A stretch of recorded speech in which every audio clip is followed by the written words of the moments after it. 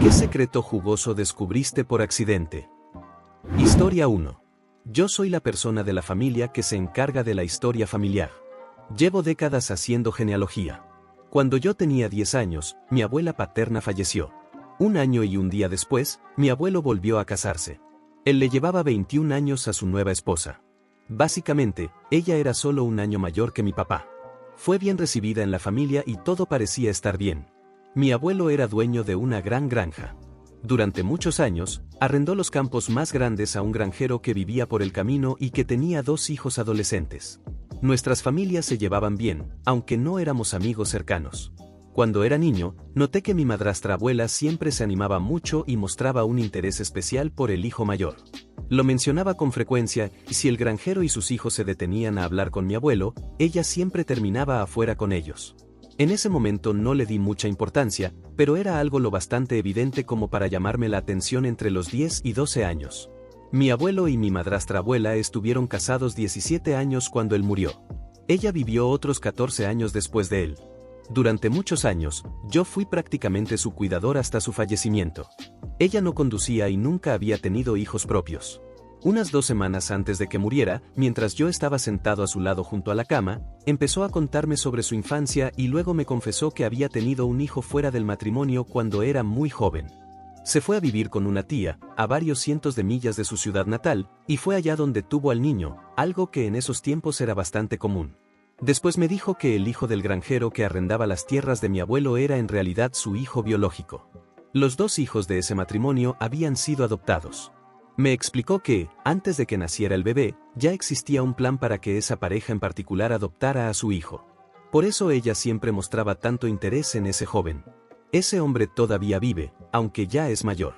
Tiene un negocio en el pequeño pueblo de donde es mi familia, a solo 20 minutos de donde vivo. A veces tengo motivos para ir a su negocio cuando ando por allá. Y cuando lo veo, es como mirar una versión masculina de mi madrastra abuela, algo que jamás noté cuando era niño. En ese momento, cuando me lo contó, aseguró que yo era la única persona a la que se lo había dicho. Si eso era cierto, entonces en este punto yo sería la única persona viva que conoce su secreto. Todos los miembros de su familia que lo sabían ya fallecieron hace mucho tiempo. Aunque fue ella quien me contó la historia, siento que en realidad tropecé con ese secreto desde que era niño.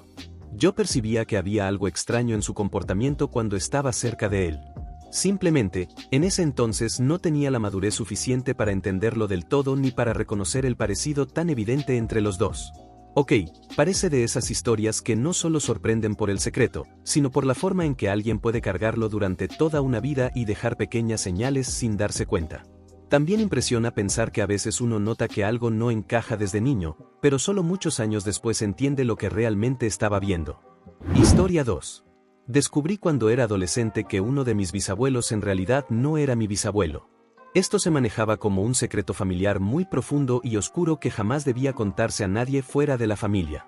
Me dijeron que el verdadero bisabuelo era un hombre de la misma ascendencia y que todo había sido consecuencia de un embarazo fuera del matrimonio. A mí no me parecía algo tan grave. Más bien me confundía toda la vergüenza y el secretismo que rodeaban el tema. Después de hacerme una prueba de ADN, me pareció extraño no tener nada de la ascendencia de mi bisabuela ni coincidencias genéticas con su lado de la familia. Tampoco tenía la ascendencia del supuesto bisabuelo. En cambio, sí resulté estar emparentado con muchas personas cuyas ascendencias no figuraban en absoluto en nuestra familia. Lo que vino después fue accidental en cierto modo, porque tomó un giro que jamás habría podido imaginar. Después de años investigando, logré averiguar quiénes eran mi bisabuela biológica y mi bisabuelo biológico. Incluso encontré fotografías, y mi abuelo se parecía a ambos. Los dos vivían en el mismo vecindario que mi bisabuela adoptiva. No sé si la concepción de mi abuelo fue producto de una relación o si fue consecuencia de un abuso, ya que el bisabuelo tenía antecedentes criminales y muchos hijos con distintas mujeres. Mis bisabuelos biológicos también practicaban religiones diferentes. No existe ningún registro de una adopción, ni oficial ni de otro tipo. No sé cómo ni si estas familias se conocían entre sí, ni por qué mi bisabuela adoptiva, que en ese momento era soltera, habría criado como suyo al bebé de otra persona, sobre todo considerando el estigma que existía hacia las madres solteras. Ella no era nada maternal, resentía a mi abuelo, y en la práctica él fue criado por la hermana y la madre de ella. A pesar de todo eso, ella sí se casó después con el hombre que yo siempre creí que era mi bisabuelo y tuvo 3 hijos más con él. La parte más triste es que mis padres pensaron que este descubrimiento devastaría a mi abuelo, que realmente no tenía idea de que su madre no era su madre biológica, y me pidieron que no se lo dijera. Él murió hace unos años. Ojalá hubiera sabido que no tenía ningún vínculo con esas 2 personas terribles que creyó que eran sus padres. Él no hizo nada malo y no merecía ser tratado tan diferente ni sufrir ese maltrato. Siempre se preguntó por qué lo trataban de una manera tan distinta a sus hermanos. Historia 3. Descubrí por accidente que el novio a distancia de mi amiga no era real. Durante casi un año nos enseñaba capturas de sus conversaciones, nos mandaba selfies que supuestamente se habían tomado juntos y hablaba de ir a visitarlo. Todos le creíamos porque el chico se veía real y las fotos parecían normales. Una noche estábamos conviviendo y me pidió que la ayudara a editar algo en su teléfono. Mientras revisaba su galería, me di cuenta de que las fotos donde salían juntos en realidad estaban editadas usando imágenes al azar de un chico al que ella seguía en Instagram. Ella se había estado insertando en sus fotos y hasta había falsificado las capturas de chat. Resultó que ese chico ni siquiera sabía que ella existía. Ella siguió manteniendo la historia durante meses, hasta que alguien de nuestro grupo encontró la cuenta real de Instagram del muchacho y se dio cuenta de que vivía en un país completamente diferente y que además tenía una relación seria desde hacía tiempo. Hasta el día de hoy, ella sigue fingiendo que simplemente terminaron. Historia 4. Las simples primero, porque no tengo mucha más información sobre esas. Cuando era niño hacía el clásico truco de ponerme los audífonos en los viajes en carro, pero sin volumen, para que mis papás hablaran con libertad sin darse cuenta de que yo estaba escuchando. Un día mencionaron casualmente que mi abuelo había tenido otra familia en Japón desde la guerra y que, naturalmente, mi abuela nunca quería hablar del tema. Nunca antes había escuchado una sola palabra sobre eso, ni volví a oírlo después. En cuanto al chisme moderno, estoy viendo un triángulo amoroso bastante extraño. 2 mejores amigos se están distanciando por culpa de una mujer que empezó una relación con uno de ellos. El detalle es que ella es la gerente general de un local de comida rápida, su pareja es supervisor, y el amigo que ahora es blanco de su rechazo es un empleado. Tienen suficiente información como para lograr que la despidan, porque la empresa no sabe nada de esa relación. Solo que todavía no han hecho nada. Y cuando digo tienen, me refiero a otros empleados. Se suponía que esta gerente iba a ser una de los nuestros y mejor que los gerentes anteriores, porque de verdad fue ascendiendo desde abajo. Pero en menos de 2 semanas desde que se volvió gerente empezó a usar las mismas malas prácticas de siempre. La última vez que supe del tema, ella estaba acusando al empleado amigo de engañar a su pareja a distancia, que vive al otro lado del país, con otra empleada, y además cambió sus horarios para mantenerlos separados. Y por último, una vez descubrí a un gerente bastante problemático trabajando fuera de horario. Al principio pensé que solo había sido un descuido, así que le pedí que me diera una tarjeta de tiempo corregida, pero se negó. Pasé 2 semanas diciéndole, de forma educada pero firme, oye, como administrador, tengo que asegurarme de que te paguen por tu tiempo. Fue entonces cuando me di cuenta de que necesitaba algo más serio. Hablé con el gerente de la tienda. Me ignoró. Conseguí ayuda de algunos subgerentes que intentaron presionarlo de forma útil para que registrara su entrada y salida como debía. Pero él no lo hacía, en cambio, empezó a ponerse pesado conmigo. Decía cosas como, cuidado, que la policía administrativa va a atraparte. Además, tenía un pequeño grupo de manipuladores sociales a los que protegía, y empezaron a insinuar que iban a lograr que me despidieran. Todo eso frente a cámaras de video que también grababan audio. Se fueron en cuanto le señalé ese detalle. Pero cuando él me respondió de muy mala manera y amenazó con presentar un reporte falso sobre mí, perdí toda la compasión que me quedaba. Entonces entendí que llevaba años haciendo eso, y que el problema ya estaba fuera de mi capacidad para arreglarlo directamente, sobre todo porque el gerente de la tienda se negaba a enfrentarlo y decía, bueno, ayuda mucho fuera de horario y eso beneficia a la nómina, al final es su tiempo, puede hacer lo que quiera con él. El punto final para mí fue su equipo de ropa. Solo contrataba mujeres muy jóvenes, apenas mayores de edad. Y luego coqueteaba con ellas constantemente. Una de ellas se me acercó para desahogarse y ahí fue cuando exploté. Llamé a los pesos pesados, al Departamento Corporativo de Prevención de Pérdidas. Se llamaba Yes. Inspiraba miedo en todo el mundo, menos en mí, porque honestamente, si hacías bien tu trabajo, ella te apreciaba. Pero si no lo hacías, no era su trabajo suavizar las cosas. Le mandé un correo el viernes por la tarde, como 5 minutos antes de terminar mi turno, explicando la situación de forma básica. Este hombre está trabajando fuera de horario. Llevo semanas intentando que corrija sus registros. Casi ningún gerente quiere ayudarme a arreglar esto. ¿Qué hago ahora? Mi plan era salir exactamente a mi hora, pero 3 minutos después recibí una respuesta. Uy, esto no está bien. Estaré ahí el lunes. No le advertí a nadie. Sabía perfectamente que acababa de soltar una granada en medio de la tienda. Llegué el lunes por la mañana a las 8, y como a las 9 escuché por los radios, chicos. El carro de Jess acaba de entrar al estacionamiento.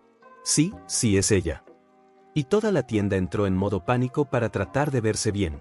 El gerente de la tienda intentó recibirla y básicamente ella se lo llevó a la parte de atrás como si fuera un niño al que por fin iban a hacer responsable de todo. En ese momento teníamos un gerente de tienda, 4 gerentes de apoyo, yo como administrador y varios supervisores. Para cuando ella terminó de interrogar a cada persona, ya solo quedaban 2 gerentes de apoyo. A este hombre lo hicieron sentarse a revisar y documentar años de grabaciones de seguridad para confirmar sus verdaderas horas de entrada y salida, y así calcularle todo el pago atrasado de años enteros. Al final lo despidieron, pero se fue con un cheque de alrededor de $150,000, según escuché.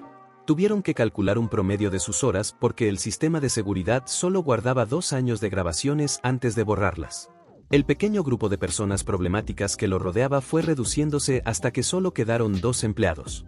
El último intento que hicieron para incomodarme fue entrar y decirme, justo enfrente de Jess: uy, cuidado, que el administrador puede hacer que te despidan solo por mirarlo mal. Y se quedaron ahí con una sonrisa esperando mi reacción.